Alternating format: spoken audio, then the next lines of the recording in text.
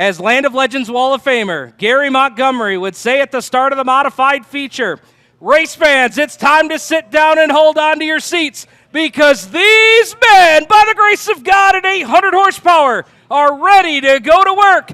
Crack an ice cold Pepsi, the big blocks are green.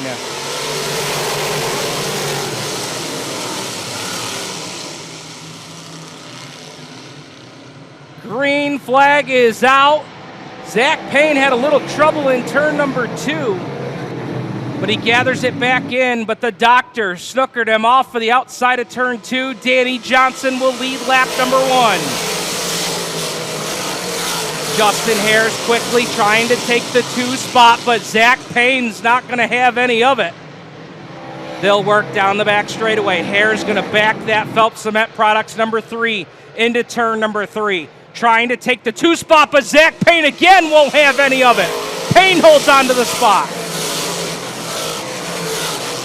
And as the field works down the back straightaway, coming up on lap number 3, something I plan to do the rest of my announcing career here at the Land of Legends. Lap 3, I go silent in memory of Stu and Brad.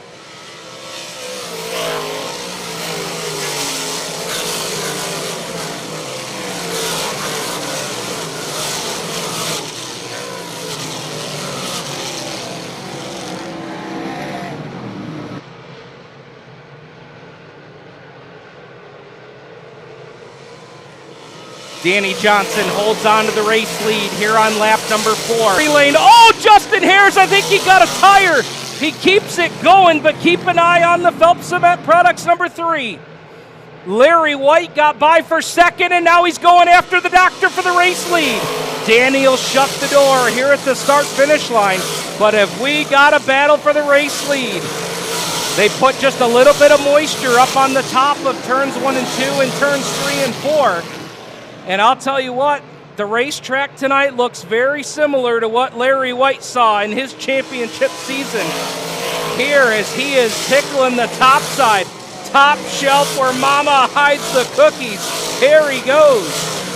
Batman going to work here on Super Matt.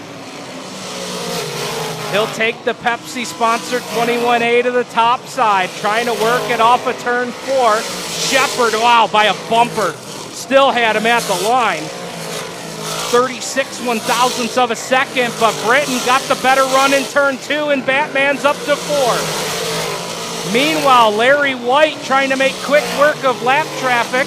The battle for second is starting to heat up as here comes Hares working on the doctor into turn number 1. Some top talent with us here tonight, and they are putting on a show. Side by side into turn number 3. That's the battle for second. Still Larry Wight out front. Again by a half a straightaway, but there's T-Bone for second at the line.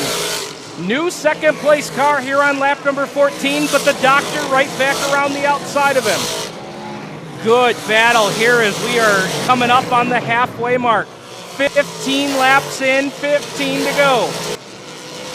I think Hares might have a run here off of turn 4, and yes, he will. He'll shut the door at the start-finish line, and Hares once again goes back to the second place position. Johnson back to 3, now Batman and Superman. Superman, Shepard side by side. Oh, they are close there into 3 and 4. Johnson slipped up off the bottom, and here comes Shepard and Batman. They're working around Troy Sparing, modified rookie here.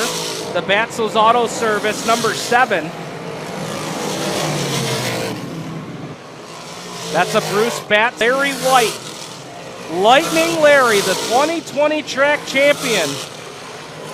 Coming down to the line. 4 tailends and a thumb from the rooster. 5 to go. Troy Sparing pulled to the infield in the 7. He's called it a night.